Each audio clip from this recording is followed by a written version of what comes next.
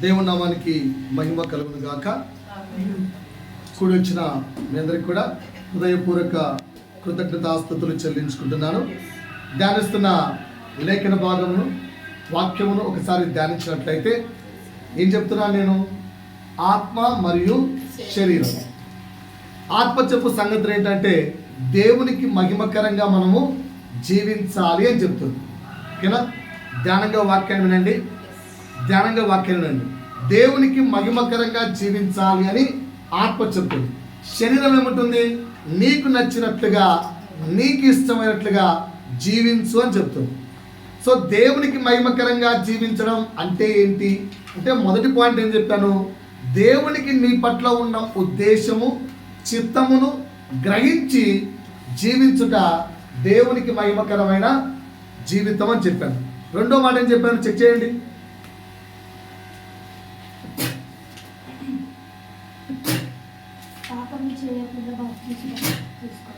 Right.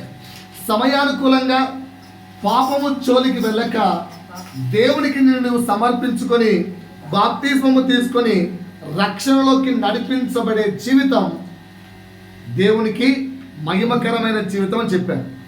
మూడవదిగా ఏం చెప్పారంటే, జ్ఞానమందును, వయస్సునందును, మనుషుల దయందును, దేవుని దయందును వర్ధిల్లుచుండుట దేవునికి మహిమకరమైన జీవితం అని చెప్పాను. నాలుగవదిగా ఏం చెప్పాను? ఓపికగా, మళ్ళీ చెప్పండి, ఓపికగా సత్క్రియలు చేస్తూ జీవించడం. ఓపికగా ఏం చేయాలట? సత్క్రియలు చేస్తూ జీవించడం దేవునికి మహిమకరమైన జీవితం అన్నాను. ఏంటి మరి 2025 సంవత్సరం మనము కొన్ని సత్క్రియలు తీర్మానించుకుందాం. ఒక మంచి పనులు మన జీవితంలో ఈ మంచి పనులు చేద్దాం అని డిసైడ్ చేసుకున్నాం. అందులో ఒక్కొక్కటిగా చెప్పుకుంటున్నాం. మొదటి పాయింట్ ఏం చెప్పాను? నేను ఈ సంవత్సరము ఎవ్వరికీ తీర్పు తీర్చను. వాడు చెడ్డవాడా, వాడు మంచోడా, వాడు ఏంటి, నేనైతే తీర్పు తీర్చను. దేవుడు చూసుకుంటాడు. నేను నా గురించి మాత్రమే ఆలోచిస్తాను. నేను ఎంత చెడ్డవాడిని, నేను పాపినా, నేను పరిశుద్ధంగా దేవుని ఎదుట ఉన్నానా, అదే చెక్ చేసుకుంటాను. పక్కనోడు ఎలా ఉన్నాడు నేను చెప్పను, నాకు అనవసరం. ఇది 2025 సంవత్సరం మనం ఒక సత్క్రియ నేర్చుకుందాం అని చెప్పాను. రెండో మాట ఏం చెప్పాను? ఎవరిని చిన్న చూపు చూడను, అవమానపరచను. ఎవరిని చిన్న చూపు చూడను, అవమానపరచను. పాయింట్ క్లియరా? ఎవరిని చిన్న చూపు చూడను, అవమానపరచను. వాడు ఎంత చిన్న జాబులో ఉన్నా కదా, చాలాసార్లు ఆలోచిస్తుంటాం, మేము టీచర్లం కదా, వాచ్మెన్లకు, ఆయమ్మలకు గుడ్ మార్నింగ్ చెప్పాలా అని. నేనైతే ఆయమ్మలకు కూడా గుడ్ మార్నింగ్ చెప్తాను. ఒకవేళ చెప్పలేదు, వాళ్ళు వచ్చి చెప్పారనుకో, ఎంత గిల్టీగా ఉంటుంది. ఎవరిని చిన్న చూపు చూడకూడదు. ఎవరి డిగ్నిటీ ఆఫ్ లేబర్ వాళ్ళకు ఉంటుంది. ప్రతి వ్యక్తిని, కూరగాయలు అమ్మే వాడిని సైతం, పని చేసుకునే వాడిని సైతం విలువతోనే మాట్లాడాలి. ఎవరికి చిన్న చూపు చూపకూడదు. అర్థమైందా? ఇది ఈ 2025 సంవత్సరం మనం నేర్చుకోవాలనుకుంటున్న రెండవ సక్రియ పాయింట్. అర్థమైందా? నోట్ చేసుకున్నారా? దీనికి ఉదాహరణ ఏం తీసుకున్నా అంటే, నేను సుగ్గరి ప్రార్థన, పరిశీడు ప్రార్థన, అక్కడ కొన్ని మంచి తీర్మానాలు తీసుకున్నాం. ఏంటి? వారంలో 2 రోజులు ఉపవాసం ఉండేవాడు పరిశీడు. అది మంచిదే. మనం కూడా వీలైతే ఈ 2020 సంవత్సరం వారంలో 1 రోజన్నా ప్రభు కొరకు ఉపవాసం ఉండడానికి ప్రయత్నిద్దాం. ఓకేనా? ఇంకా కొన్ని మంచి మాటలు ఉన్నాయి అక్కడ. అవన్నీ కూడా పోయిన వారం నేర్చుకున్నాం. మూడవ మాటగా ఏం నేర్చుకున్నామంటే, ఇచ్చే గుణం దేవుంది. తండ్రి అయిన దేవుడు కుమారుడు అయిన యేసుని మనకి ఇచ్చాడు. కుమారుడు ఏమి ఇచ్చాడు మనకు? తన ప్రాణాన్ని ఇచ్చాడు. పాయింట్ అర్థమైందా? కుమారుడు తన ప్రాణాన్ని ఇచ్చాడు. ఆ విధంగా మరి మనం ఏమి ఇవ్వాలి దేవుడికి? ఎక్కడి నుంచి నేర్చుకున్నాం ఈ మాట? మంచి సమరయుడి దగ్గర నుంచి నేర్చుకున్నాం. మంచి సమరయుడు ఎన్ని విషయాలు ఇచ్చాడు? 7. ఏంటవి? మొదటిది తనకున్న టాలెంట్ను దేవుడి కొరకు, అదే. రెండవది తనకున్న సామాగ్రిని ఇచ్చాడు. మూడవది సహాయమును ఇచ్చాడు. నాలుగవది సమయమును. ఐదవది సహవాసము. ఆరవది ధనమును. ఏడవది తనను తాను ఇచ్చుకున్నాడు. ఈ సంవత్సరం మనం కూడా ఈ విధంగా దేవుని కొరకు ఇచ్చుకునే గుణం కలిగి జీవిద్దాం. ఎక్కడ కూడా దేవునికి ఇవ్వడానికి వెనుకడిగేయద్దు. దేవునికి ఇవ్వడానికి ఎప్పుడు కూడా వెనుకడిగేయద్దు. ఏమేమి ఇచ్చాడు ఆయన? తనకున్న టాలెంట్స్. మనలో కూడా ఏమైనా టాలెంట్స్ ఉంటాయి, ప్రభు కొరకు ఉపయోగిద్దాం. ప్రభు రాజ్యం కట్టడానికి ఉపయోగిద్దాం. మన దగ్గర కూడా సమయం ఉంది, ప్రతి ఒక్కరి 24 అవర్సే. కానీ అందులో ప్రభు కొరకు కొంచెం సమయాన్ని వెచ్చిద్దాం. దేవునితో సహవాసాన్ని కలిగి ఉందాం. ఇంకా దేవుని కొరకు సహవాసాన్ని, దేవుని కొరకు మాయను మనం ఇచ్చుకుందాం. ఈ విధంగా 3వ సత్క్రియ ఓపికగా ఈ సంవత్సరం అంతా చేస్తూ వెళ్ళాలి. 4వ సత్క్రియ ఏం చెప్పాను? ఈ సంవత్సరం నేను మంచి స్టూడెంట్గా ఉంటాను. మంచి స్టూడెంట్ అంటే అర్థం ఏంటి? మంచి స్టూడెంట్ అన్నీ కూడా నేర్చుకుంటాడా? కొన్ని నేర్చుకుంటాడా? స్కూల్లో మంచి స్టూడెంట్ అని ఎవరు అంటాం? ఇచ్చిన హోంవర్క్ చేసేవాడిని, ఏది ఇచ్చినా నేర్చుకునేవాడిని మంచి స్టూడెంట్ అంటాం.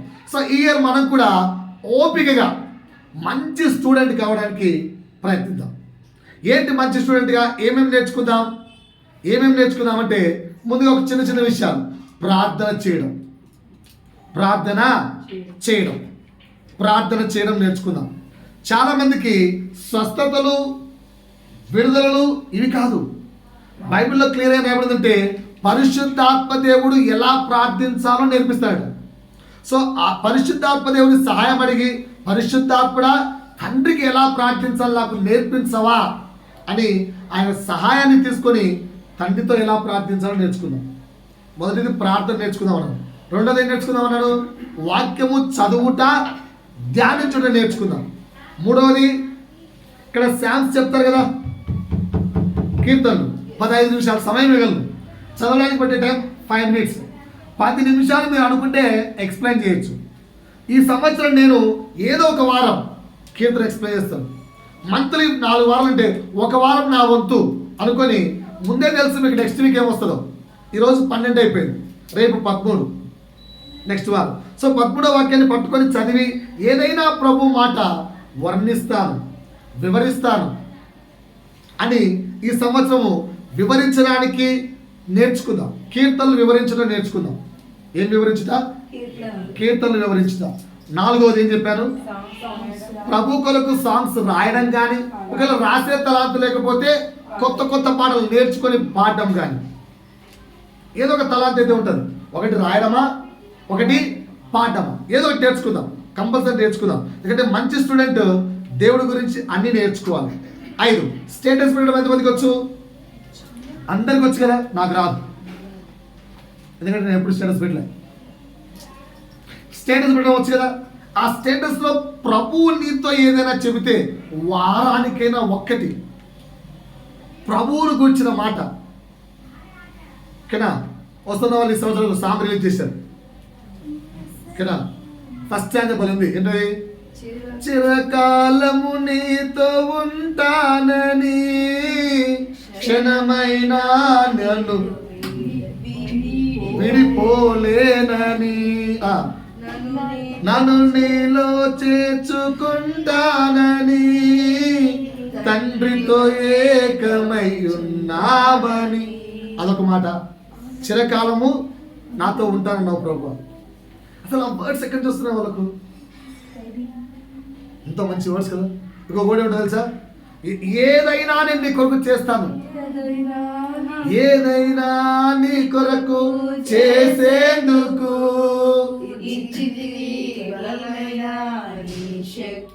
ఆ మాటలు ఎక్కడొస్తాయంటే ప్రభు దగ్గర కూర్చొని ప్రభు కృపను ప్రార్థనలో అడిగినప్పుడు వస్తాయి. అలా మన దగ్గర కొన్ని మాటలు. ఓకేనా? ఎగ్జాంపుల్ తీసుకుంటే అక్ష. ఈరోజు 14 ఎవరు అంటున్నారు? అస్సుగాడి గురించి ఏదైనా కొటేషన్ రాయండి. నిన్న రాత్రి ఎప్పుడైనా వింటున్నా అన్నమాట. అస్సుగాడి గురించి ఏదైనా కొటేషన్ రాయండి. అస్సు అంటే ఎవరంటే మన ఉదయం వల్ల అక్క కొడుకు, చిన్నోడు. వాడి గురించి ఏదైనా కొటేషన్ రాయాలంట. ప్రభు గురించి ఎప్పుడు రాసావు? ఎన్ని రాసావు? మా ఇంట్లో బోర్డు మీద రాస్తుంటుంది ప్రభు గురించి కొటేషన్స్. అట్లా ఏదైనా ఒక కొటేషన్ నీకు తెలిసిన ఏదో ఒక వ్యక్తిని ప్రభులోకి నడిపించవచ్చు. ఎప్పుడన్నా స్టేటస్లో అది పెట్టావా? ఎంతసేపు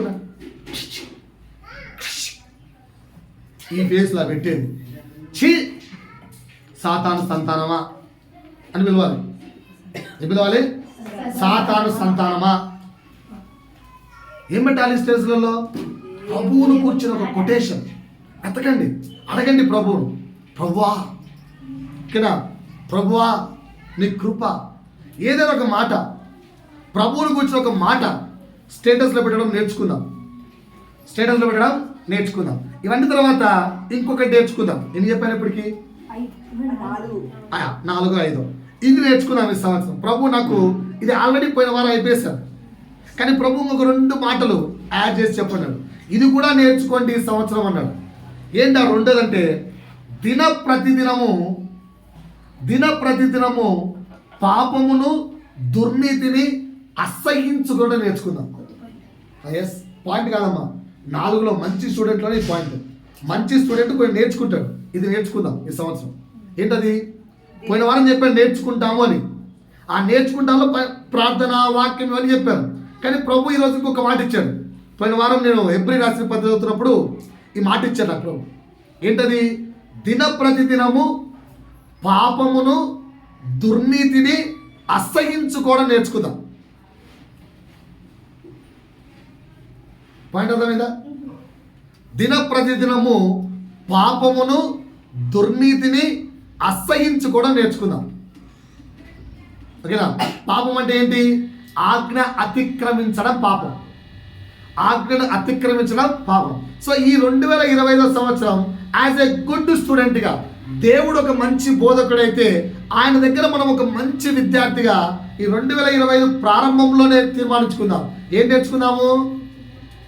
పాపం అంటే ఆజ్ఞను అతిక్రమించడం, అలాగే దుర్నీతి, నీతి కాకుండా, దేవుని చిత్తము కాకుండా వేరేది దుర్నీతి ఏదైతే ఉందో దాన్ని అసహించుకోవడం నేర్చుకుందాం. రిపీట్ చేస్తే పలికితే వస్తుంది, లేదంటే ఆవాయామి. ఎవరు ఆవాయామి? అది వస్తుంది. ఎందుకంటే దుష్టుడు వాడి పనే వాక్యముని యుద్ధకు రాకుండా చేయడం. అది పాస్టర్లు ఎవరిని వదిలిపెట్టరు. ఓకేనా? మేము ఒకసారి వాక్యం వింటున్నప్పుడు అందరూ నిద్రపోయాం, పాస్టర్ కూడా నిద్రపోయాడు. అది ఎవరిని వదిలిపెట్టదు, దానికి ఎవరు లెక్కలే. నేను చాలాసార్లు చెప్తున్నాను, ఏమని? నువ్వెంత మహా అంటే నువ్వు పాస్టర్ కూతురువేమో, మహా అంటే నువ్వు పాస్టర్వేమో, మహా అంటే నువ్వు లోకల్లో పెద్ద నాయకుడువేమో, మహా అంటే చర్చిలో నువ్వేమో ఎల్డర్వేమో. దావీదు ఎవరు? హృదయ అనుసారుడు. ఆయన్నే మోసం చేసిందట. నువ్వెంత? కనుక ప్రభు వాక్యం వినేటప్పుడు శ్రద్ధగా దాన్ని రిపీట్ చేయండి, చెప్పండి మాతో. సో ఏం చేయాలి మనము? ప్రతిదినం కూడా ఏం చేయడం నేర్చుకుందాం? పాపమును దుర్నీతిని అసహించుకోవడం నేర్చుకుందాం. ఈ సంవత్సరం ఇది ప్రారంభించాం. పాపం అంటే అర్థమైంది, దుర్నీతి అంటే అర్థమైంది, దాన్ని మనం అసహించుకోవాలి. ఇంకొక మాట, 2 మాటలు చెప్తాను కదా. ఇంకొక మాట, శరీరము ఆశించే ప్రతిదాన్ని అసహించుకోవడం నేర్చుకుందాం.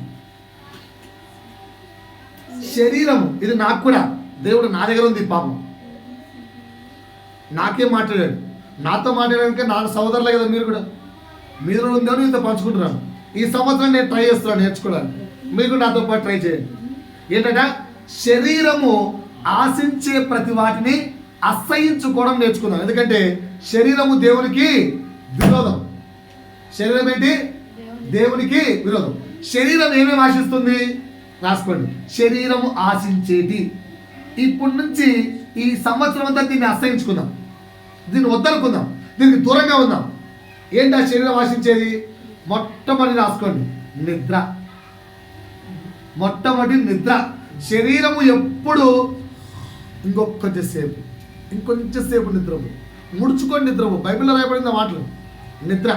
రెండోది శరీరం ఏం ఆశిస్తుంది? రెండోది తిండి. రాసుకోండి, తిండి. రెండోది తిండి, మనందరికీ బాగా తెలుసు. ఈ సంవత్సరం దాన్ని జయించుకుందాం. మూడోది ఏం ఆశిస్తుంది?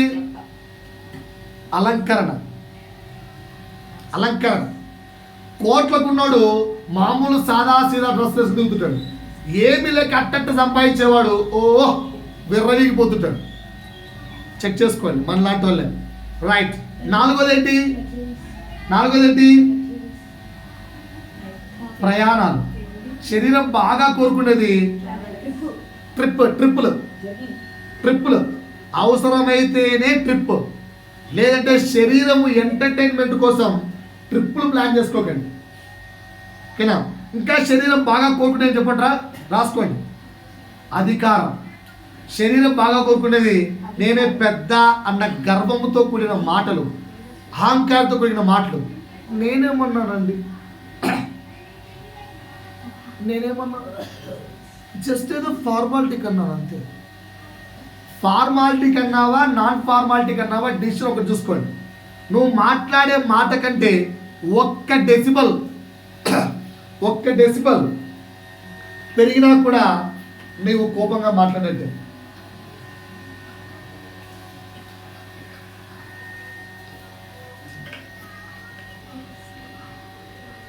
వాటి అర్థమైందా? రెండు ఏం చెప్పాను?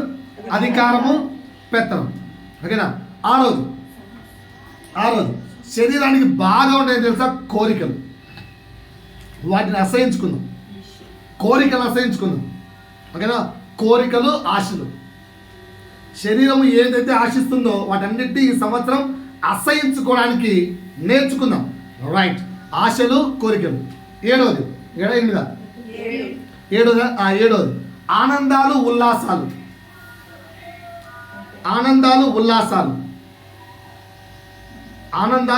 అంటే ఏంటో? ఓకేనా? ఆనందాలు, ఉల్లాసాలు రాసుకుని. ఆనందాలు, ఉల్లాసాల్లో మొబైల్ ఫోన్ యూజెసెస్, ఇవన్నీ ఆనందాల కోసమే. అంటే షార్ట్లు చూస్తుంటారు. షార్ట్లు, ఫేస్బుక్లు రాసుకోండి. షార్ట్లు, ఫేస్బుక్లు. ఓకేనా? మూవీస్, షార్ట్లు, ఫేస్బుక్లు, మూవీస్. ఇంకేంటి? ఇన్స్టాగ్రాములు, వాట్సాప్లో స్టేటస్. వీళ్ళను వ్యభిచారులు అంటారు దేవుడు. వ్యభిచారులు పరలోక రాజ్యాన్ని స్వతంత్రించుకోలేదు. దయచేసి సుమా, నా మాట మీకు గాయాన్ని కలిగించిన ప్రభు దగ్గర ఈ మాట మీకు పలకలేదు. ప్రభా, స్టేటస్ చూసినంత మాత్రం నువ్వు వ్యభిచారం అంటావా? ఓకేనా? అంటారా? ఇప్పుడు ఒక అమ్మాయి ఇలా వెళ్తుంది, చాలా తెల్లగా బుర్రగా హీరోయిన్లకు ఉంది. అలా చూశాను. వ్యభిచారం అంటదా బైబిల్ కాదా? పోతుంటే చూడే తప్పేంటండి, అది వ్యభిచారమా? పోతుందండి కళ్ళ ముందరా చూసాము, మరి బైబిల్ ఎందుకు వ్యభిచారం అనేది? పాయింట్ అర్థమైందా? దేన్ని ఎందుకు చూసావు? ఏ ఆశతో చూస్తున్నావు? ఏ ఆలోచనతో చూస్తున్నావు? ఎంత ధీరంగా చూస్తున్నావు? ఎంత ధ్యానంగా చూస్తున్నావు? స్టేటస్ నువ్వు ధ్యానంగా చూస్తావు లేదా? పరాయి సంసారం చూడడం పాపమా కాదా? వాటి ఏమనాలి? కనుక వీటి మీనింగ్ అయితే అదే అండి. నీకు అర్థం కాకపోయినా శరీరము ఆ ఆనందాన్ని పక్కనోడి చూసి పొందుకునే లోపల ఇంటర్నల్ ఆనందం చూసావా? అవన్నీ వ్యభిచారంతో సమానం. శరీరం బాగా కోరుకుంటుంది. దయచేసి వాటిని చంపేద్దాం. ఈ 2025లో స్టార్టింగ్లోనే హెచ్చరిస్తున్నాను, చంపేద్దాం. ఎందుకంటే ప్రభు రాకడ బహు దగ్గరగా ఉంది. వీటిని జయించుకోలేకపోయామా, వీఆర్ ఇన్ ట్రబుల్. వాటి అర్థమవుతుందా? We're in trouble. ఏంటని చెప్పాను? షార్ట్లు, ఇన్స్టాగ్రాములు, ఫేస్బుక్లు, మూవీస్, వాట్సాప్ స్టేటస్లు, ఇంకా ఏమైనా ఎక్సెట్రా. ఓకేనా? ఇవి శరీరం కోరుకునేది. ఎన్ని చెప్పారు ఇప్పటికి? 7 8 7 చెప్పారా? ఎనిమిదవది విశ్రాంతి, రెస్ట్. సారీ సుమా, ఈరోజు మార్నింగ్ చెప్పాను కదా, ఎంత గొప్ప విశ్వాసినైనా కాపర్నైనా తయారు చేయొచ్చట. బాగా ఆలోచించండి. సమయాన్ని పాటించే కాపర్ని విశ్వాసం తయారు చేయలేమంట. చాలా కష్టం అంట. సమయాన్ని పాటించే విశ్వాసం అంటే ఏ సంఘానికి వెళ్ళండి, లేట్ మార్క్ రాకుండా చర్చికి వచ్చే విశ్వాసం లేదు. ఆఫీసులు ఉన్నాయి, 10 o'clock ఆఫీస్ ఓపెన్ అంటే 10 to 10:15 గ్రేస్ పీరియడ్ ఇస్తే 10:15 లోపు మొత్తం 95% ఆఫ్ అటెండెన్స్ 10:15 లోపు ఉండే ఆఫీసులు ఉన్నాయి. 95 మినిమం 95%తో 10 అంటే 10కు సంఘాలకు వచ్చే సంఘాలు ఎక్కడ లేవు. ప్రపంచం మొత్తం మీద లేవు. కదా at the same time to time పాటించే కాపరి కూడా లేడు. అదేంటో స్టార్టింగ్లో గంట ముందు వచ్చే కాపరి సంఘాలు పెరిగే కొద్దీ, విశ్వాసులు పెరిగే కొద్దీ, సంఘ విస్తరణ జరిగే కొద్దీ వేరే నువ్వు లీడ్ చేయరా, నువ్వు పాటలు పాడు అని చెప్పి వాక్యం టైంకి వస్తాడు. అదేమంటే వాక్యం కొరకు ప్రార్థనా రూపంలో బలముగా ప్రార్థన చేస్తున్నారు. ప్రార్థన పాడ అన్ని అబద్ధాలే, ఏం చేయడు. ఎందుకంటే శరీరానికి రెస్ట్ను కోరుకుంటాడు. అది శరీరం కోరుకునే పాపం. ఎప్పటికీ విశ్రాంతి, శరీరం ఆశ్రయిస్తున్న విశ్రాంతిని ఎప్పుడు ఆశించకండి. ప్రభు కొరకు 10 సెకండ్ల ముందు, 10 నిమిషాల ముందు ప్రతిరోజు 6కు లేస్తే ఆదివారం రోజు 5:30కు లేయండి. ఎందుకంటే ప్రభు సన్నిధిలో ఇంకొక అర్ధగంట ముందు నాకు ప్రయత్నిద్దాం. ఇది నేర్చుకుందాం, ఈ సంవత్సరం ఇది నేర్చుకుందాం. రెడీగా నాతో పాటు నేర్చుకోవడానికి? రెడీగా నాతో పాటు నేర్చుకోవడానికి? ఈ 2 పాయింట్లు ప్రభు మళ్ళా హెచ్చరించమన్నాడు. నిన్న పోయిన వారం చెప్పలేదు, ఈ వారం చెప్పాను. ఏంటో 2 పాయింట్లు? దిన ప్రతిదినము పాపమును దుర్నీతిని అసహించుకుందాం ఈ సంవత్సరం. రెండోది ఏంటి? నీ శరీరము ఆశించే వాటిని అసహించుకుందాం. పాయింట్ ఇస్ క్లియరా? ఇది 4వ మాట నేర్పించాను. 5వ మాట బాగా చదువుతాను, మీరే మాట్లాడాలి. పోయిన వారం చెప్తున్నాను కదా, వాక్యం మీరే మాట్లాడాలి. నేను రెఫరెన్స్లు చూపిస్తాను అంతే. నేను రెఫరెన్స్లు చాలా రెఫరెన్స్ చదివిస్తాను. ఫైనల్గా నాకు ఏదైనా ఒక వర్డ్ చెప్తే ఆ వర్డ్ ఈ సంవత్సరం మనం పాటిద్దాం. అర్థమైందా? చాలా రెఫరెన్స్ చదివిస్తాను.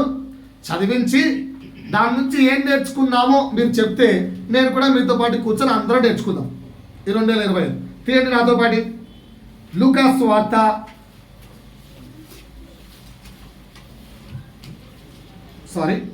అపోస్తుల కార్యములు, మీకు కొంచెం హింట్ ఇద్దామన్న ఆశ. అపోస్తుల కార్యములు 17:30. అపోస్తుల కార్యములు 17:30. ఆ అజ్ఞాన కాలములను దేవుడు చూచి చూడనట్టుగా ఉండెను. అమ్మా బాగానండమ్మా. అప్పట్లో అజ్ఞాన కాలం, దేవుడు చూచి చూడనట్టుగా ఉండిపోయాడు. చాలా మంది పాపులు కూడా పరలోక రాజ్యంలోకి ప్రవేశించారు. బైబిల్లో రాయబడింది. దూరేశారు. ఇప్పుడైతే ఛాన్స్ లేదు. అందరూ చదవండి అక్కడ. ఇప్పుడైతే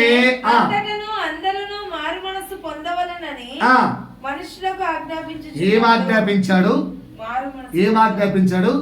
మారు మనస్సు పొందండి, అంతే. ఇంక వేరే ఆప్షన్ లేదు. మారు మనస్సు పొందండి అని చెప్పట్లే, ఆజ్ఞాపించను అని రాయబడింది అక్కడ. ఆజ్ఞ పాటించకపోతే పాపం. పాయింట్ క్లియరా సార్? పాయింట్ అర్థమైందా? ఇప్పుడు నా దగ్గర కొన్ని కాంటెంట్స్ చదివిస్తాను, బాగా వినండి, ఓకేనా? లూకా సువార్త 5వ అధ్యాయము 4 నుంచి 8 వరకు అన్ని మీరే వినాలి, మీరే చెప్పాలి. ఆగమ్మా ఒక్క నిమిషం.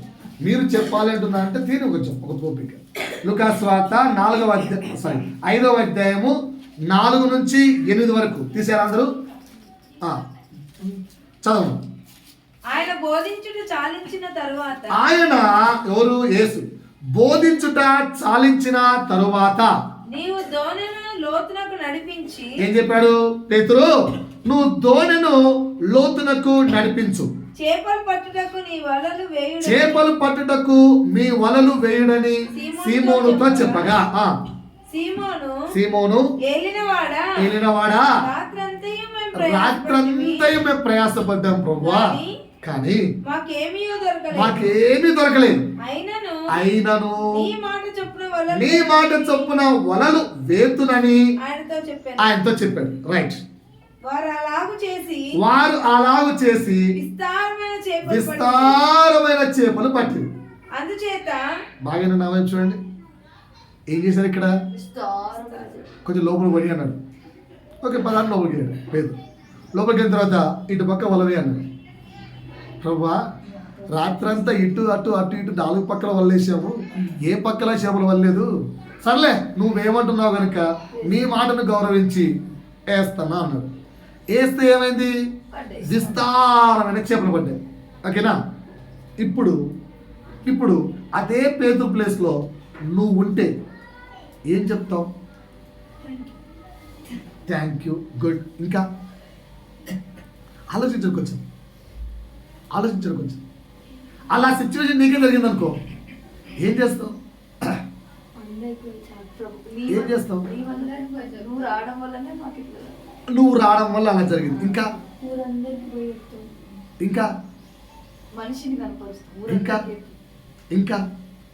ఊరందరికి చెప్పి మనిషిని కనపరుస్తావు. ఇంకా ఆలోచించండి.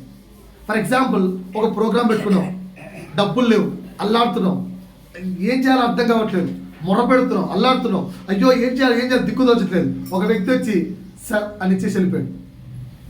దాంట్లో దేవుడు నీకు ఇమ్మన్నాడు చెప్పించి నీకు కావాల్సినంత ధనము, నీకు కావాల్సింది ఇచ్చి వెళ్ళిపోయాడు. నా వ్యక్తి ఆగలేదు అక్కడ, దేవుడు నీకు ఇమ్మన్నాడు చెప్పి వెళ్ళిపోయాడు. ఏం చేస్తాం? దేవుడు ఎంత గొప్పోడు. ఇంకా చెప్పరేంటండి, కొంచెం కూడా మాట్లాడరు. దేవుడు చూస్తున్నాడు. ఇంకా అంటారేనా అంటే చర్చి అనేది ఒక మంచి సాతాను స్థలంలో కూర్చుంటుంది. మరి నోటి తెరవండి ప్రభు వాక్యం కోసం. చెప్పండి, ఏం చేస్తారు మీ జీవితంలో అలా చేస్తే? పాయింట్ ఏంటి తెలుసా? మీరు నోరు తెరిస్తే మీ జీవితంలో జరుగుతూ వస్తుంది, మీరు తెరవట్లేదు అంతే. ఏం చేస్తారు మీరు? అలా మీ జీవితంలో జరిగిందనుకో, ఒక అద్భుత కార్యం, ఒక ఆశ్చర్య కార్యం జరిగిందనుకో, ఏం చేస్తారు? స్వస్థత. 6-7 నెలల నుంచి రోగ భయం మీద పడి ఉన్నారు. అసలు ఫర్ ఎగ్జాంపుల్ థైరాయిడ్ ప్రాబ్లం అనుకుందాం, ఫర్ ఎగ్జాంపుల్ ఇంకో ప్రాబ్లం, ఫర్ ఎగ్జాంపుల్ ఇంకో ఏదైనా ప్రాబ్లం, 6 నెలలు అయిపోయింది. ఈరోజు ప్రభువు నిన్ను దీవించబోతున్నాడు, దేవుడు స్వస్థిస్తున్నాడు అన్నాడు, వచ్చేసింది. ఏం చేస్తారు? చెప్పరేంటండి? ప్రార్థన చేసిన పాస్టర్ హీరో, రైట్. ఇంకా ఏంటో ఈ పేతురు మీరు చెప్పిన ఏం చేయలేదు. చూడండి, మీరు చెప్పిన ఏమే కానీ చేయలేదు. పేతురాలు చదవండి, కిందికి వెళ్ళమా. సీమోను ఏలినవాడా, రాత్రంతయు మేము ప్రయాసపడితిమి. అది అయిపోయిందమ్మా. సీమోను పేతురు అది చూచి యేసు మోకాళ్ళ ఎదుట సాగిలపడి, ప్రభువా నన్ను విడిచి పొమ్ము. ఇదేంది డైలాగ్? ఇప్పుడు దేవుడు నిన్ను స్వస్థపరచును గాక అన్నాను, అంటేనే స్వస్థ వచ్చేసింది. వచ్చేసిన తర్వాత ఏం చేయాలి? చర్చి మానేయాలి. ఏం చేయాలి? చర్చి మానేయాలి, ప్రభు సన్నిధి మానేయాలి. పేతురు అదే నేర్పిస్తున్నాడు కదా.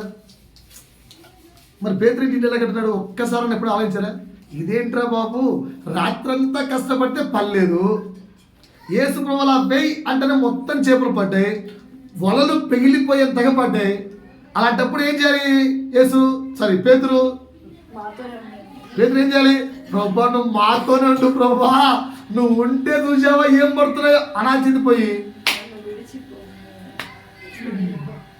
పో అంటున్నాడు. ఏంటి? ఎప్పుడైనా ఆలోచించారా?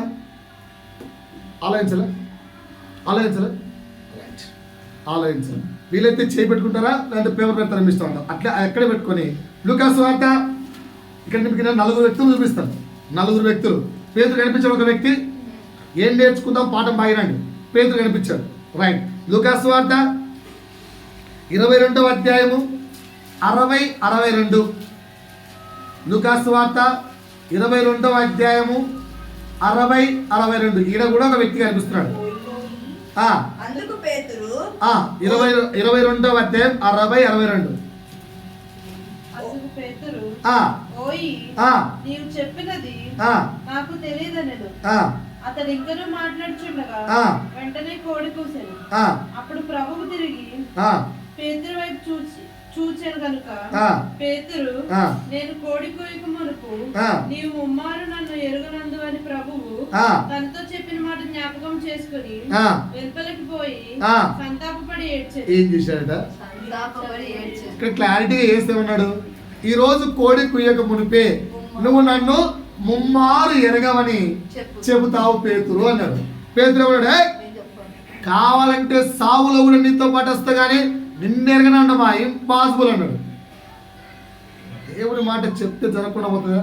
అయినా పేతురు అన్నాడు. సరే వెళ్ళాడు. చేశాడా చేయలేదా? 3 సార్లు అన్నాడు కదా తిరగండి. ఆ తర్వాత ఏసి ఇలా చూసి జరిగిందా అన్నాడు. నేను చెప్పినట్టే జరిగిందా అన్నాడు. పేతురు వేసాడు, వెలుపలికి పోయి సంతాపపడి ఏడ్చెను. పాయింట్ అర్థమైందా? అండర్లైన్ చేసుకున్నారా? సంతాపపడి ఏడ్చెను. అండర్లైన్ చేసుకున్నారా? అదే కాంటెంట్ యోహాను సువార్త 21:7 కూడా ఉంటుంది, చెక్ చేయండి. యోహాను సువార్త 21:7 కూడా. కాబట్టి యేసు ప్రేమించిన శిష్యుడు ఆ. ఆయన ప్రభు సుమి అని ఆ. పేతురుతో చెప్పాను. అంటే మీకు కొంచెం ముందుకెళ్తే మీకు అర్థమవుతుంది. నేను అక్కడే ఉంది అంటే మీరు మీకు అర్థం కావట్లేదా? 5 నుంచి చదవమ్మా. యేసు ఆ. పిల్లలారా భోజనములకు భోజనములకు మీ వద్ద ఏమైనా ఉన్నదా అని అని వారిని అడగగా లేదని వారు ఆయనతో చెప్పింది. అప్పుడు ఆయన తోలి కుడి ప్రక్కన వల వేడి ఆ కాంటిని గుర్తు రావట్లేదా?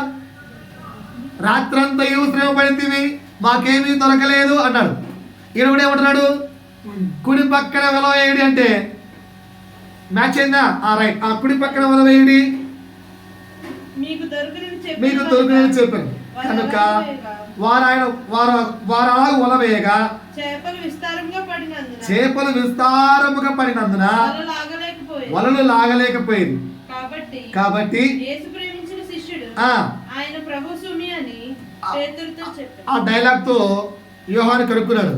పేతురు, ఆ చెప్పిన వ్యక్తి ఎవరో కాదు, యేసయ్య అని చెప్పేశాడు. అప్పుడు పేతురు ఏం చేశాడు? అప్పటికే 3 సార్లు ప్రభు తెలియదని చెప్పాడు. ఆల్రెడీ పాపం చేశాడు పేతురు, ఆల్రెడీ పాపం చేశాడు. ఈ సీన్ కంటే ముందే పాపం చేశాడు. కానీ యోహాను వచ్చి పేతురుతో ఏమన్నాడు? పేతురు, ఆయన ప్రభు అంటేనే ఒంటి మీద బట్టలు లేవు, బట్టలు వేసుకొని అందరి కోసం ఏం చేయలే, నీళ్ళల్లో దూకేశాడు. చదువు అక్కడ ఉంది. వస్త్రహీనుడై ఉన్నందున పైబట్ట వేసి సముద్రంలో దూకేశాడు. దరి ఇంచుమించు 200 మూల దూరం ఉన్నప్పుడే దూకేసి తక్కిన శిష్యులందరూ చేపలు పట్టుకొని వస్తుంటే నేనేమో ఈత కొట్టుకుంటూ ప్రభు దగ్గరికి వెళ్ళి ప్రభువా అని కూర్చున్నాడు. ఎవరు? పేతురు. పాయింట్ అర్థమైందా? వ్యక్తి అర్థమయ్యాడా? పేతురు అర్థమయ్యాడా? పేతురు ఏం పడ్డాడు? ఆయన సంతాపపడి ప్రభువు యొద్దకు వెళ్ళి సాగిలపడ్డాడు. రైట్. ఇంకో వ్యక్తిని చూపిస్తాను, బాగా చూడండి. మత్తయి సువార్త 27వ అధ్యాయము 3 నుంచి 5 వరకు వ్యక్తులు చూసి మనం ఈ సంవత్సరము వీళ్ళల్లో ఎవరిలాగా ఉందామో తెలుసుకుందాం. అప్పుడు ఆయనను అప్పగించిన యూదా ఆయనకు శిక్ష విధింపబడగా చూచి పేతురు ఏం పడ్డాడు? సంతాపం అన్నా పశ్చాత్తాపం అన్నా ఒకటే. సో పేతురు పశ్చాత్తాపడ్డాడు అంటే పేతురు పాపం చేశాడు, ఇస్కరియోతు యూదా కూడా పాపం చేశాడు. పేతురు పశ్చాత్తాపడ్డాడు, ఇస్కరియోతు యూదా కూడా పశ్చాత్తాపడ్డాడు. పాయింట్ అర్థమైందా? రైట్. అంటే ఇద్దరు ఇంచుమించు సేమే, ఏం తేడా లేదు, ఇద్దరి కాంటెంట్ సేమ్ అండి. ఏదో మిస్ అయింది, చదవండి. ఆ 30 వెండి నాణ్యములను ప్రధాన యాజకుల యొద్దకును పెద్దల యొద్దకును మరలా తెచ్చి ఆ 30 వెండి నాణ్యములు ప్రధాన యాజకుల యొద్దకును అలాగే ఇంకోరు పెద్దల యొద్దకును మరలా తెచ్చి నేను నిరపరాధి రక్తమును అప్పగించి పాపము చేసిందని గుర్తించాడు. ఏం చేశాడు? గుర్తించాడు. I did mistake, I am a sinner. ఎవరు? ఇస్కరియోతు యూదా గుర్తించాడు. అయ్యా, ఇక్కడ మనం పాపులము కాదు. చేతులెత్తండి. మన పాపులం కాదా? మన పాపాన్ని మనం గుర్తించలేదా? మన పాపం మనని ఎత్తి చూపదా? ఇది తప్పురా అని చూపుతుందా? చూపదా? సో సేమ్ ఇక్కడ ఇస్కరియోతు యూదా కాంటెంట్ మనకు అప్లై చేసుకోండి. ఇది పాపము అని గుర్తించాడు. రైట్. ఇంకా వారు ఏమంటున్నారు? దాంతో మాకేం పని బాబు, నువ్వే చూచుకోమని చెప్పగా ఏం చెప్పారు వీళ్ళు? నీ పాపంతో నాకేం సంబంధం రా, మేము నీకు డబ్బులు ఇచ్చాం, నువ్వు మమ్మల్ని వేసే పట్టించావు, అయిపోయింది. ఆ తర్వాత నీకు ఇప్పుడు రియలైజేషన్ వచ్చి పశ్చాత్తాపం వచ్చి నువ్వు మా దగ్గరికి వచ్చి అయ్యా తప్పు అయిపోయింది, ఈ 30 మళ్ళా తీసుకుని ఎన్ని కేసు వేయండి అంటే కుదరవు, నువ్వు జావు అన్నాను. ఓకేనా? ఈయన ఏం చేశాడు? అతడు ఆ వెండి నాణ్యములు దేవాలయములో పారవేసి పోయి ఊరేసుకున్నాడు. ఊరేసుకున్నాడు. ఎవరు? ఇస్కరియోతు యూదా మన బ్రదరే, అందరూ బ్రదర్లే, తేడా ఏం లేదు. పాయింట్ అర్థమైందా? ఇస్కరియోతు యూదా కాన్సెప్ట్ అర్థమైంది కదా. ఇంకొక వ్యక్తిని చూపిస్తారు, ముందుకెళ్ళండి. ఓకేనా? ఆది కాండము 4వ అధ్యాయము, అక్కడ ఇంకో వ్యక్తి కనిపిస్తాడు మనకు, ఇంకొక అన్న. 6 నుంచి 6, 4వ అధ్యాయము 6. యెహోవా కయీనుతో, ఇది మూడో వ్యక్తి ఎవరు? కయీను. యెహోవా కయీనుతో నీకు కోపమేలా, ముఖము చిన్నపుచ్చుకున్నావేమి, ఏం చేసిన ఎడలా? మన టాపిక్ అదే కదా, సత్క్రియ కయ్యను చేసినట్ట చేయనట్ట. ఈరోజు నువ్వు చేయలేదనుకో, నువ్వు కూడా కయ్యను వెంబడించిన వాడవుతావు. కనుక దీని నుంచి తెలుసుకొని సత్క్రియలు ఓపిక చేసావనుకో,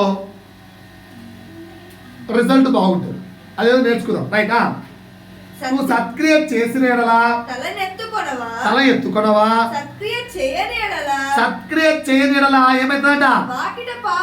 భయా నీ ఇంటి వాకిట్లో ఏం పంచుకుంది? పాపం రెడీగా ఉంది నిన్ను చంపేయడానికి. నీకేబుల్ కనుక ఈ సంవత్సరము సత్క్రియలు ఓపికగా చేద్దాం, నేర్చుకుందాం, చేద్దాం. డిసైడ్ అయిపోండి. నీ ఎడల పాపానికి ఫుల్ ఇష్టం ఉందట. రైట్? నువ్వు దాన్ని ఏల్తావని చెప్పాడు. అంటేనే కయ్యను మారిపోయలేదా? కయ్యను పశ్చాత్తాపం అంత రాయలేదు అక్కడ, కానీ కాంటెంట్ నీకు అర్థమవుతుంది. అమ్మో ప్రభా తండ్రి, అమ్మో పాపం జోలికి నేను పోను అని చెప్పి కయ్యను పశ్చాత్తాపడి మళ్ళా వెళ్ళి తమ్ముతో మాట్లాడాడు. నెక్స్ట్ వర్డ్ అదే చూడండి. కయ్యను తన తమ్ముడైన హేబేలుతో మాట్లాడాను. అంటే కయ్యను పశ్చాత్తాపడ్డాడండి. కయ్యను రియలైజేషన్ అయ్యాడు. పాయింట్ అర్థమైందా? వెళ్ళాడు, రియలైజేషన్ అయ్యాడు, మాట్లాడాడు. తర్వాత ఏమైంది? వారు పొలంలో ఉన్నప్పుడు కయ్యను తన తమ్ముడైన హేబేలు మీద పడి అతనిని చంపెను. ఏం చేశాడు?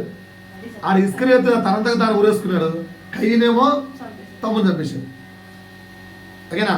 అక్కడ ఆత్మహత్య, ఇక్కడ నరహత్య. పాయింట్ అర్థమైందా? ఇస్కరియోతునేమో ఆత్మను హత్య చేశాడు. దేవుడు తనకు అనుగ్రహించిన ఆత్మను హత్య చేసుకునే అధికారం ఎవరికి లేదు. అందుకే ఆత్మహత్య పాపము. ఆత్మహత్య చేసుకున్నాడు ఎప్పటికీ పరలోక రాజ్యానికి. ఎందుకంటే ఆత్మ దేవుడు ఇచ్చింది, దాన్ని చంపే అధికారం దేవుడికి తప్ప నీకు లేదు. సో నీవు నీ అంతకు నువ్వు ఆత్మహత్య చేసుకుంటే పరలోక రాజ్యానికి ఎటువంటి పరిస్థితుల్లో. సో ఇస్కరియోతు యూదా ఆత్మహత్య చేశాడు, కయ్యనేమో నరహత్య చేశాడు. ఇద్దరు పశ్చాత్తాపడ్డారు, కానీ ఏం చేశారు? పాపం చేశారు. ఇంకొక వ్యక్తిని చూపిస్తానండి, 4వ వ్యక్తి. 2వ సమూయేలు గ్రంథం బాగా చదవాలి, ఇది చాలా పెద్ద కాంటెంట్, ఓపిక చదవాలి. 2వ సమూయేలు గ్రంథం 12వ అధ్యాయం తీశారా అండి? ఇది 4వ వ్యక్తి. 2వ సమూయేలు గ్రంథం 12వ అధ్యాయము 1 నుంచి 17 వరకు. 1 నుంచి 17 వరకు. కావున యెహోవా నాతానును దావీదు నొద్దకు పంపెను. అతడు వచ్చి దావీదుతో ఈ విధంగా అన్నాడు. ఒకానొక పట్టణమందు ఇద్దరు మనుషులుండి, ఒకడు ఐశ్వర్యవంతుడు, ఒకడు దరిద్రుడు. ఐశ్వర్యవంతునికి ఓకే, అయితే ఆ దరిద్రునికి తాను కొనుక్కొనిన ఒక చిన్న ఆడుగొర్రె పిల్ల తప్ప, ఒక చిన్న ఆడ గొర్రె పిల్ల తప్ప ఏమీయో లేకపోయింది. వాడు దానిని పెంచుకొని చూడగా అది వాని యొద్దను వాని బిడ్డల యొద్దను ఉండి పెరిగి వాని చేతి ముద్దలు తినచ్చు, వాని గిన్నెలో నుంచి త్రాగచ్చు, వాని కౌగిట పండుకొనచ్చు, వానికి కుమార్తె వలె ఉండెను. అట్లుండగా మార్గస్థుడొకడు ఐశ్వర్యవంతుని యొద్దకు వచ్చెను. అతడు తన యొద్దకు వచ్చిన మార్గస్థునికి ఆయత్తం చేయుటకు తన గొర్రెలలో గాని గొడ్లలో గాని దేనిని ముట్టనొల్లక ఆ దరిద్రుని గొర్రె పిల్లను పట్టుకుని తన యొద్దకు వచ్చిన వానికి ఆయత్తం చేశాను. అయ్యా అంటే ఇప్పుడు నేను బాగా రిచ్, నా దగ్గర బాగా గొర్రెలు ఉన్నాయి, ఓకే, నా ఇంటికి మీరు విందుకు వస్తే నా గొర్రెలు నరికి మీకు ఫుడ్ పెట్టలే. పాపం బీదోడికి ఒక గొర్రె ఉంటే ఆడి గొర్రెలు లాక్కొని ఆయత్తమంటే మీకు పెట్టారు. పాపమా కాదా? వాక్యం ఏం చెప్తుంది? నిర్గమాకాండలో ధర్మశాస్త్రం చెప్పింది, నీ పొరుగు వాని గాడిదైనను దాసినైనను దాసాలను గొర్రెనను దేనిని ఆశించకంటే పక్కన తెచ్చుకొని వదిలిచ్చేశాడు. తప్ప కరెక్టా? ఇది తెలిసిన వెంటనే దావీదు ఏమన్నాడు? దావీదు ఆ. ఈ మాట విని ఆ మనిషి మీద బహుగా కోపించుకొని ఏం చేశాడు? దావీదు రాజు కదా, రాజుకి ఈ విషయం తెలుస్తానే ఎవడు రావాడు అన్ని గొర్రెలు వాడికి పట్టుకొని ఒక్కగానొక గొర్రె ఉంటే పాపం బీదోడు గొర్రెలు లాక్కుంటాడా? రెండోది తీసుకుంటే నా దగ్గరికి వాడికి నరహత్య తప్ప, వాడికి మరణ శిక్ష తప్ప ఇంకా ఏది గెదలేదు అని జడ్జిమెంట్ ఇచ్చేశాడు రాజు. ఎవరు రాజు? యెహోవా జీవముతోడు ఆ. నిశ్చయముగా మళ్ళా డైలాగ్ చూడండి. యెహోవా జీవముతోడు నిశ్చయముగా ఈ కార్యము చేసిన వాడు మరణపాత్రుడు. వాడు కనికరం లేక ఆ. ఈ కార్యం చేసిన గనుక ఆ. ఆ గొర్రె పిల్లకు ప్రతిగా ఆ. 4 గొర్రె పిల్లలు నీయవలనని ఆ. నాతాను తానెను. ఆయన అప్పుడు నాతాను అంటున్నాడు. డైలాగ్ చూడండి. నాతాను దావీదును చూసి నాతాను దావీదును చూసి ఆ ఆ మనుష్యుడవు నీవే. ఇశ్రాయేలు దేవుడే. సో మరణ శాసనము దావీదుకి ఎవరు రాసుకున్నారు? దావీదే దావీదే రాసుకున్నారు. అది కూడా ఏం చెప్పాడు డైలాగు? యెహోవా జీవము తోడు ఈడు చచ్చిపోవాల్సిందే. ఆ పాపము చేసినోడు సావాల్సిందే. ఆ పాపం చేసింది ఎవరు? ఇన్ని గొర్రెలు దావీదుకుంటే ఆ బేర్షెబాని తెచ్చుకున్నాడు. ఈడికి భార్యలు లేరా? ఉపపత్నులు లేరా? ఎవరు లేరు? రాజుకి అంతమంది భార్యలు, అంతమంది ఉపపత్నులు ఉంటే లేకుండా పక్కనోడి పిల్లమే కావాల్సి వచ్చింది దావీదు. ఆ పాపం చేసింది ఎవరు? దావీదే. అందుకు నాతాను చెప్పాడు, ఆ మనిషి నువ్వేరా నాయనా అని. ఇప్పుడు మరణ శాసనాన్ని దావీదుకి ఎవరు రాస్తున్నారు? దావీదే రాస్తున్నారు. కానీ ఆ తర్వాత ఏమంటారు చూడండి. 13 చదవమ్మా. నేను పాపం చేసినని ఆ. దావీదు నాతానుతో అనగా అప్పుడు దావీదు తన పాపాన్ని అర్థం చేసుకొని దైవ సేవకుడు అంటున్నాడు, దైవ సేవకుడా నేను పాపము చేశాను. అప్పుడు నాతో అంటున్నాడు, నీవు చావకుండానట్లు యెహోవా నీ పాపమును పరిహరించానంటే క్షమించాడు కాదు, చెక్ చేశాడు కానీ నీకైతే మరణాన్ని ఇవ్వడం లేదు.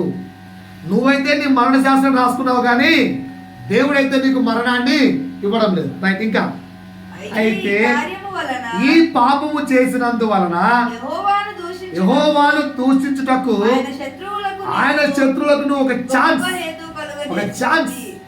అయ్యా, నువ్వు చేసే పాపం వల్ల దేవుడి నామం అవమానపరచబడుతుంది. ఆ అవమానపరిచే అవకాశం నువ్వే ఇచ్చావు కనుక ఏమంటున్నాడు? నీకు పుట్టిన బిడ్డ నిశ్చయముగా చచ్చునని దావీదుతో చెప్పి ఇంటికి వెళ్ళిపోయాడు పాస్టర్. మీరేం చేస్తారండి? ఇదే పొజిషన్లో మీరున్నారు. మీరు ఎవరు పాపం చేయట్లేదా? మీ పాపాన్ని నేను హెచ్చరించాను అనుకోవచ్చు. హెచ్చరిస్తాను, అవును పాస్టర్, తప్పైపోయింది పాస్టర్, నెక్స్ట్ టైం చేయండి పాస్టర్, క్షమించండి పాస్టర్, నెక్స్ట్ టైం చేయండి పాస్టర్ అంటారా? అన్నప్పుడు నేను అన్నా అనుకో, నేనైతే క్షమించాను, దేవుడైతే క్షమించాడమ్మా. దేవుడు నీ పాపాన్ని క్షమించాడు. కానీ నీవు పాపం చేయడం వల్ల అన్యులు దేవుడి యొక్క నామాన్ని తుచ్చముగా తూలనాడేటట్టుగా నువ్వు చేసావు కనుక నీ సంతానము చంపేస్తున్నాడు దేవుడు అని చెప్పారు అనుకో, ఏం చేస్తారు?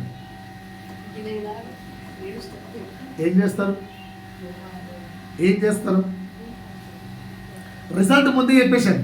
ఏం చేస్తారు? పాస్టర్ నాకేం సంబంధం, దేవుడు చెప్పమన్నాడు చెప్పారు, నన్ను చెప్తే లాభం. ఏం చేస్తారు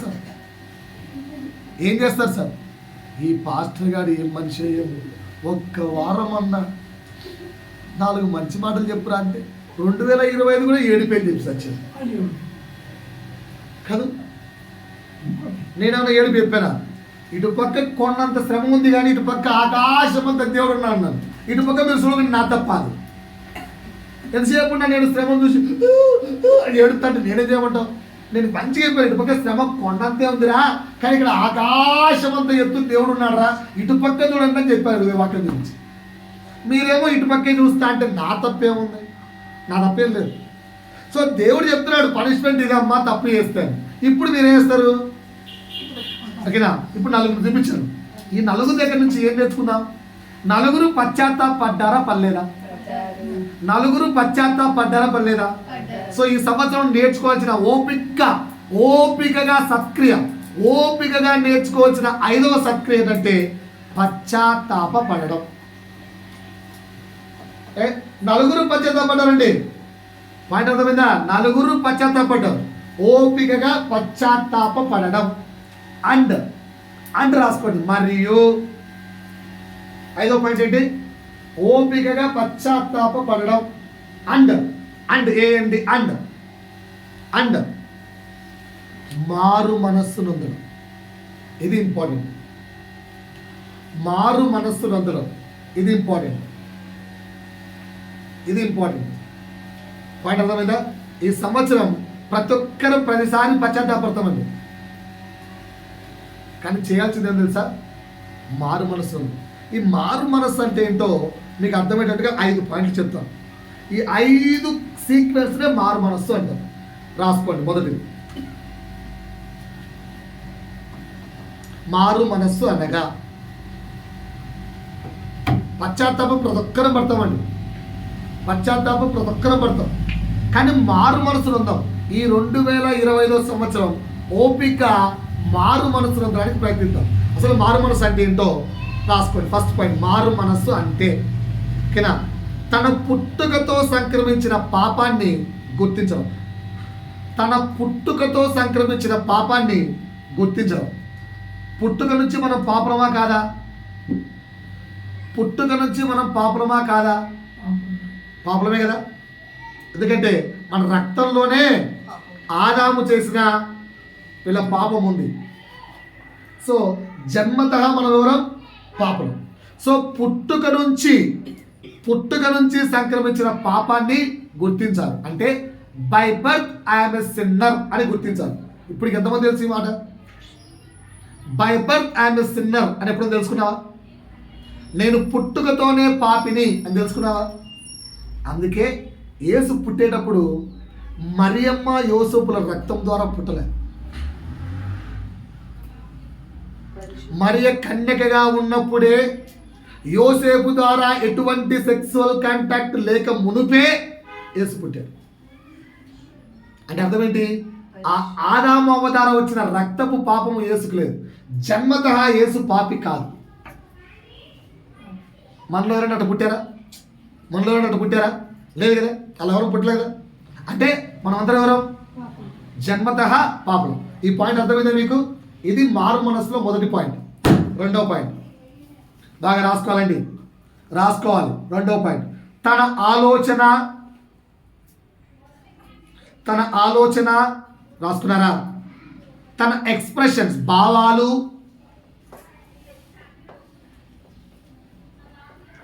ఏంది నేనేమన్నా ఏంది అన్న అంతే. ఏంటా కమ్ముబా ఏం రా ఏంది నేనేమన్నా గమ్ము బొమ్మన్నా అంతే. మమ్మీలతో డాడీలతో పిల్లలు మీరు ఈ పెట్టేలా మమ్మీ మూసుకొని చెప్తే అర్థం కాదు. ఏ ఉత్త మాత్రం రా, అర్థమవుతుందా? ఏం పెద్ద అంటే నేనేమన్నా మమ్మీ అన్న అంతే. అక్కడ భావం ఇంపార్టెంట్. ఏ యాంగ్రీ లెవెల్లో ఏ లెవెల్లో అన్నావు ఇంపార్టెంట్.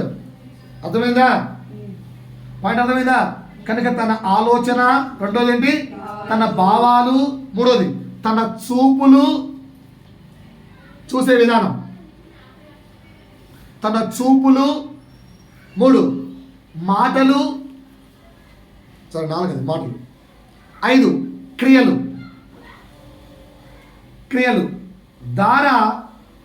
ద్వారా చేసే పాపాన్ని గుర్తించాలి.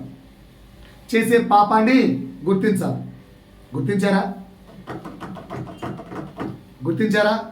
మీ ఆలోచన ద్వారా మీ భావాల ద్వారా, మీ చూపుల ద్వారా, మీ మాటల ద్వారా, మీ క్రియల ద్వారా చేసే పాపాన్ని ఎప్పుడైనా గుర్తించారా? అలా గుర్తించడం రెండవ స్టేజ్ మారు మనసులో కంపల్సరీ గుర్తించాలి. మూడు నా పాపానికి శిక్ష. బాగా వినండి, ఇక్కడ దావీదు పాపం చేశాడా? దావీదు కొడుకు పాపం చేశాడా? కానీ దావీదు పాపానికి శిక్ష ఎవరు అనుభవించారు? మరి నీ పాపానికి శిక్ష ఎవరు అనుభవిస్తున్నారు? ఆల్రెడీ యేసు అనుభవించాడు. ఈ పాయింట్ నీకు అర్థం కావాలి. మారు మనసులో నీకు ఈ మూడో పాయింట్ అర్థం కావాలి. ఏంటా మూడో పాయింట్? నా పాపానికి శిక్ష యేసు భరించాడు. మూడో పాయింట్, నా పాప శిక్ష క్రీస్తు భరించాడన్న సత్యం తెలుసుకోవడం మారు మనస్సు. నా పాపానికి శిక్ష క్రీస్తు భరించాడు అన్న సత్యం తెలుసుకోవడం మారు మనస్సు. ఇప్పటికీ తెలుసుకోకపోతే ఏం చేయలేదు. 4 పాపాన్ని కప్పుకొనక ఒప్పుకోవడం మారు మనస్సు. పాపాన్ని కప్పుకోకుండా నేనా అలాంటి ఏం మాట్లాడుతున్నారు పాస్టర్, అలాంటి అలవాటు నాకు లేదే. కప్పుకున్నావా ఒప్పుకున్నావా? కప్పుకున్నావా ఒప్పుకున్నావా? నా కళ్ళకి కనిపించకపోవచ్చు, ప్రభు కళ్ళకి కనిపేదా? అర్థమవుతుందా? నా కళ్ళకి కనిపించకపోవచ్చు, ప్రభు కళ్ళకి కనిపేదా? పాపాన్ని కప్పుకొనక ఒప్పుకోవడమే మారు మనస్సు. 5 ఆపై ఆ తర్వాత వీటన్నిటి తర్వాత ఆఫ్టర్ దిస్ 5 ఆపై ప్రభు కొరకు నీతిగా బ్రతకడమే మారు మనస్సు. ఇప్పుడు ఈ కాంటెంట్ నేను ఈ 4 వ్యక్తుల నుంచి చెప్తాను. 4 వ్యక్తుల నుంచి పాయింట్ తీసుకుంటాను. బాగా చూడండి. ఫస్ట్ ఇస్కరియోతు యూదా తీసుకుంటున్నాను. ఇస్కరియోతు యూదా జన్మతః పాపి అని గుర్తించడం లేదా? గుర్తించాడు.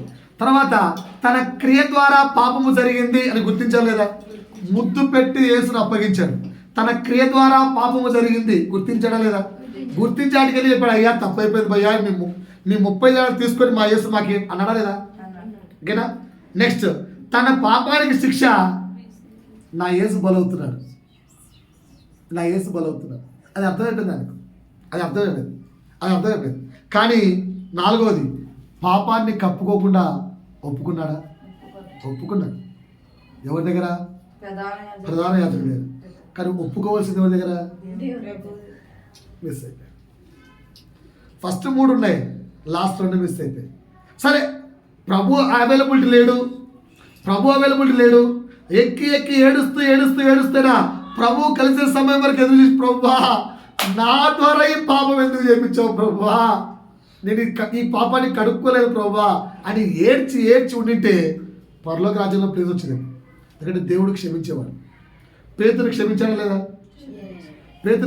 లేదా? సో అర్థమవుతుంది మీకు పాయింట్. కానీ ఇస్కరియోతు యూదా ఏం చేశాడు? ఆత్మను చంపేశాడు. నీతిగా బతకలేదు. ఆత్మను ఒప్పుకొనక ఆత్మహత్య చేస్తున్నాడు. చాలా మంది మనకు కూడా పాపాన్ని ఒప్పుకోలేక, 4వ పాయింట్, పాపమును ఒప్పుకోలేక నేను ఇంత విధవనా, నేను ఇంత పాపినా, నాలో ఇంత పాపం బుద్ధులున్నాయా అని చెవులకు తెలిస్తే అమ్మో ఏమనుకుంటారన్న భయముతో ఆ పాపాన్ని ఒప్పుకోలేక మరణాన్ని ఆశ్రయిస్తుంటారు. ఆశ్రయిస్తే పోయేదే లేదు. నువ్వు పోవడం వల్ల మాట 2 రోజులు ఏడుస్తారు జనాలు. నువ్వు పోతే 2 రోజులు ఏడుస్తారు, కానీ లైఫ్ లాంగ్ నువ్వు నరకాన్ని ఆశ్రయిస్తావు. దానికంటే పాపాన్ని ఒప్పుకోగలిగితే దేవుడు నిన్ను రక్షిస్తాడు.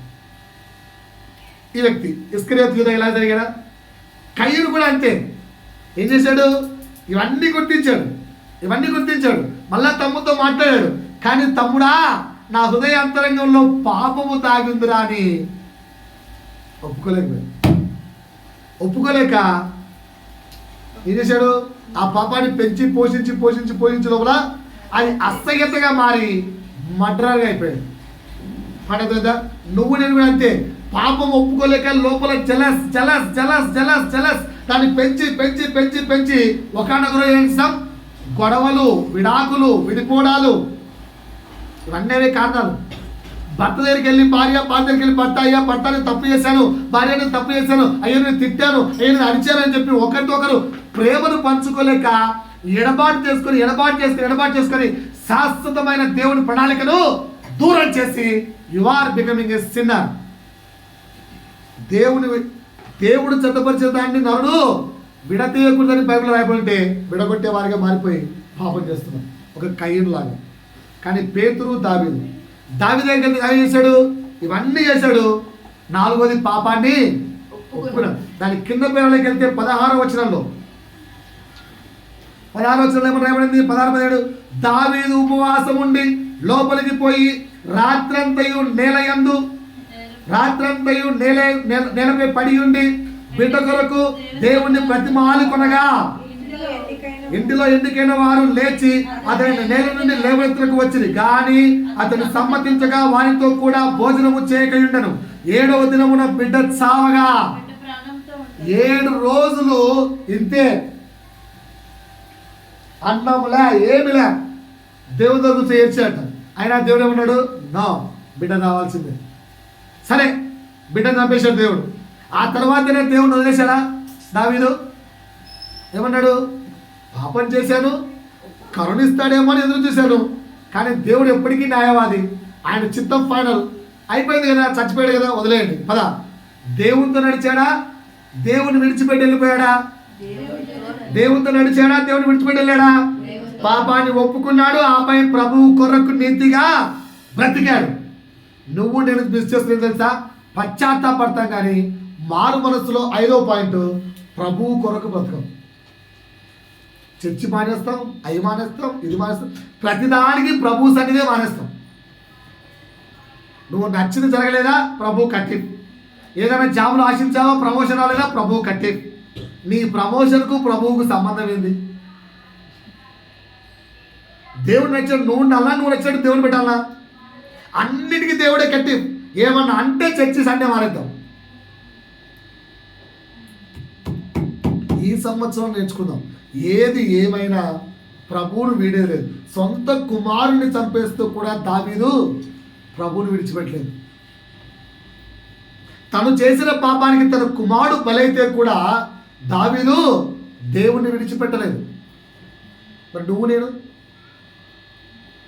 పేతురు దగ్గర నుంచి, దావీదు దగ్గర నుంచి నేర్చుకోవాల్సిన పాఠం ఇదే. ఏం జరిగినా ప్రభువునుగా విడిచిపెట్టేది. పేతురు చేసిన మంచి పని చూడండి. పేతురు పాపం చేయలేదా? చేశాడు కదా. పశ్చాత్తాపడ్డాడు. ఆ తర్వాత ఎవరి ఎత్తకు పరిగెత్తొచ్చాడు? ఎవరి ఎత్తకు పరిగెత్తాడు? ప్రభు ఎత్తకు పరిగెత్తి సంతాపడి ఏడ్చి, ప్రభువా నేను పాపిని రొమ్ము కొట్టుకొని ఏడ్చాడు. ఆ తర్వాత కూడా నా గొర్రెలను మేపుదువా అని 3 సార్లు అడిగితే హృదయం ప్రశ్న ఇంకెంతను శోధిస్తావు ప్రభు, అప్పటికే చచ్చిపోతున్నాను నేను. లాస్ట్లో ఆ మాట అంత గట్టిగా అన్నాడు. ఎందుకంత గట్టిగా అన్నాడు పేతురు?